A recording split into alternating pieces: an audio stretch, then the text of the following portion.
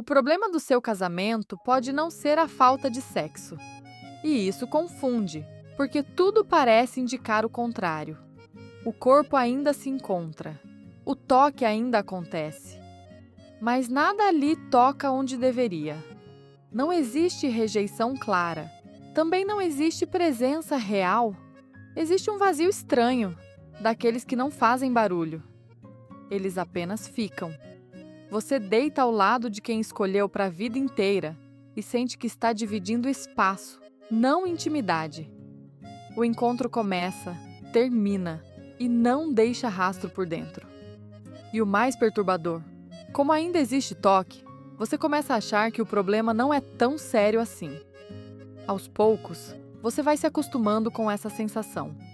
Não porque ela seja boa, mas porque ela não explode. O sexo acontece. Às vezes com menos entusiasmo, às vezes com mais esforço. Funciona. Não dói o suficiente para provocar uma crise. E isso confunde. Você sabe que algo mudou, só não sabe quando perdeu o nome. Não houve briga. Não houve traição. Não houve um antes e depois claro. Só uma adaptação silenciosa. A conversa diminuiu, mas você explica como cansaço. A troca ficou mais prática, mas você chama de maturidade. O toque perdeu profundidade, mas você se diz que é fase. Todo casamento passa por isso. É a rotina. Depois melhora. Enquanto isso, por dentro, algo começa a se proteger. Você se entrega um pouco menos, sente um pouco menos. Não porque deixou de amar, mas porque amar daquele jeito começou a cansar. E o mais confuso é isso. Ninguém parece errado. Está tudo em ordem. Só que mesmo com o corpo presente, você não se sente realmente vista, nem rejeitada. Apenas fora de alcance. E como não há um nome claro para isso, você segue. Presente. Funcionando. Mas nunca inteira. O erro invisível aqui não é a falta de sexo. É a leitura que você fez para conseguir continuar. Em algum momento, você aceitou a ideia de que, se o corpo ainda se encontra, então a conexão ainda existe. Essa crença parece lógica. E exatamente por isso, ela não é questionada. Se ainda temos vida sexual, não pode estar tão ruim assim. É aí que algo começa a se congelar. Porque o sexo pode continuar existindo mesmo quando a relação já foi esvaziada por dentro. Ele sobrevive por hábito, por dever, por função conjugal, por medo de confronto. Às vezes até por uma tentativa inconsciente de manter algo vivo. Quando isso acontece, o sexo muda de lugar. Ele deixa de ser expressão de intimidade e passa a ocupar um espaço que não foi feito para ele. E então surge a confusão mais perigosa de todas. Ajustar o corpo para tentar resolver o que não começou no corpo.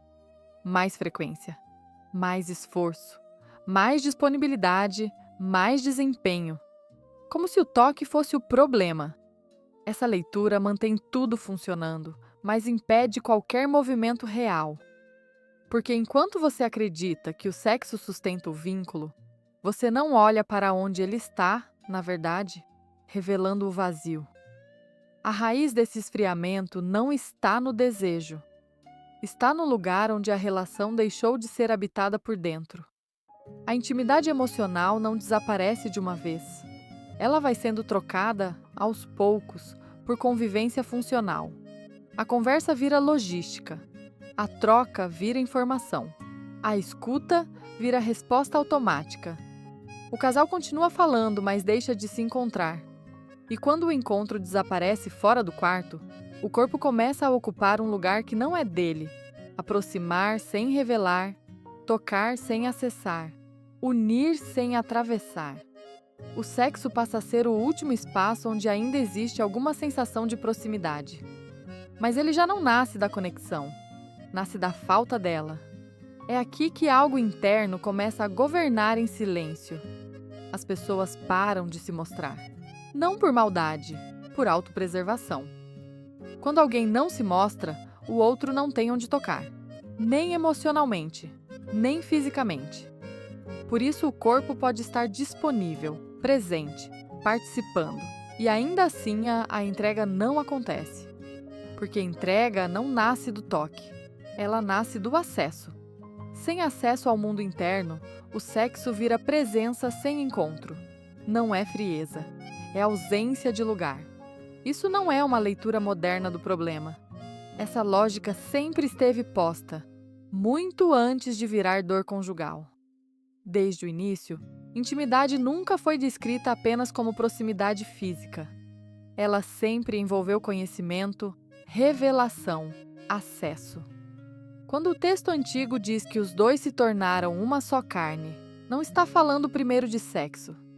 Está falando de união de vida. A carne ali é consequência, não ponto de partida. Conhecer nesse contexto nunca significou apenas tocar. Sempre significou acessar, habitar.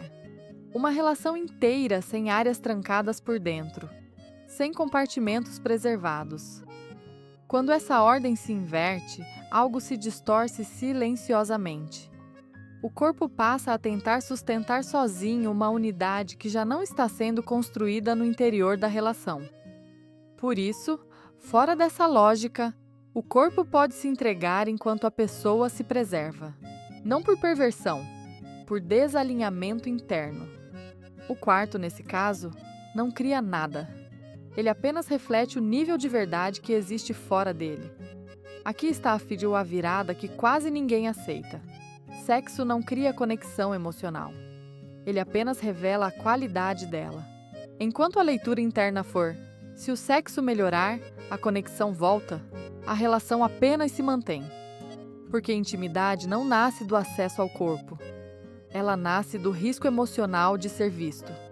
E quando esse risco some, o corpo até pode continuar disponível, mas a entrega não acontece. Não por falha, por coerência interna. O esfriamento não começou na cama. Começou no momento em que vocês pararam de se acessar por dentro e passaram a se preservar emocionalmente um do outro. O sexo apenas continuou existindo. No automático. O corpo nunca foi o caminho para o coração. Ele sempre foi o espelho. Quando essa leitura muda, algo desconfortável aparece. Continuar assim também é uma escolha. Silenciosa, funcional, confortável. Manter o sexo funcionando sem verdade emocional evita conversas difíceis, exposições incômodas e o risco de ser rejeitada. Mas cobra um preço interno contínuo. Você continua presente, mas cada vez menos inteira. Maturidade conjugal não é manter a aparência de união. É sustentar o risco da intimidade real. E isso exige que algo morra por dentro. A proteção emocional disfarçada de paz, a adaptação travestida de maturidade, o silêncio vendido como sabedoria. Existe uma diferença profunda entre não brigar e não se mostrar. Enquanto você preserva o outro do desconforto, também se preserva da possibilidade de não ser escolhida quando é vista de verdade. Esse acordo silencioso parece seguro, até o dia em que o corpo começa a participar de algo que a alma já não escolheu há muito tempo. O custo de crescer é claro. O de não crescer também cobra. Um deles mantém tudo funcionando. O outro devolve você para dentro da relação. Agora dá para nomear o que estava confuso. Não era falta de sexo, era falta de acesso. O corpo continuou disponível, mas a relação deixou de ser habitada por dentro. Se algo aqui tocou você, escreva apenas uma palavra nos comentários. Acesso. Não como resposta, como reconhecimento. Porque perceber isso agora apenas revela há quanto tempo você já estava se afastando. O que permanece é a consciência incômoda do ponto exato em que você começou a se preservar emocionalmente da pessoa que escolheu amar. Não foi na cama, foi antes. E talvez a pergunta que fique não seja o que está faltando no casamento, mas desde quando você parou de se mostrar por inteiro para não desestabilizar o que já estava frágil.